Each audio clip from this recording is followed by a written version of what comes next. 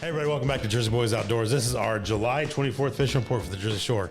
Well, as you can see, I'm on my own. Craig is enjoying some family time in the mountains somewhere, and I am here trying to hold down the fort, letting you know what is happening on the water.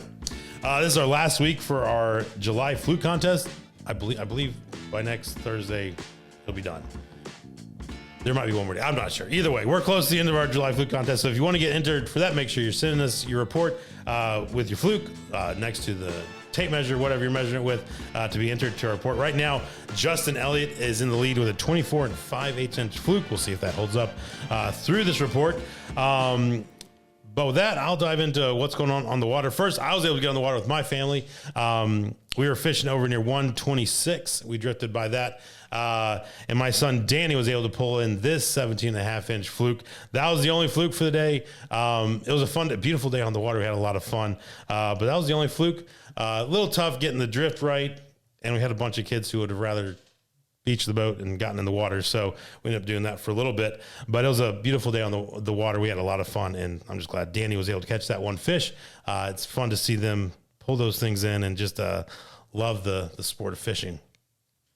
All right, I have Dave Meg. He sent in this report from Rob Regina, who is fishing the surf at Barnegat Light, fishing the incoming tide using white gulp swimming mullet when he was able to land this 23" fluke. This is Rob's personal best, so that's exciting.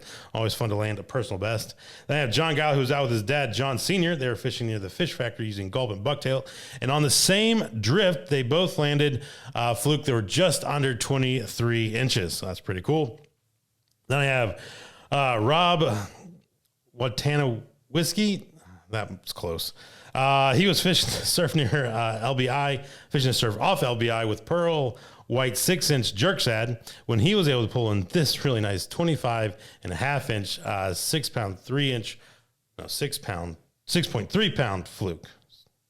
25.5" 6.3 pound fluke. There we go.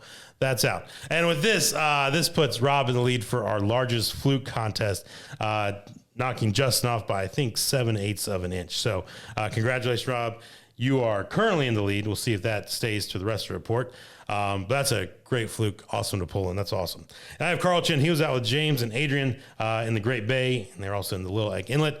They landed over 30 fish, but weren't able to pull in one keeper.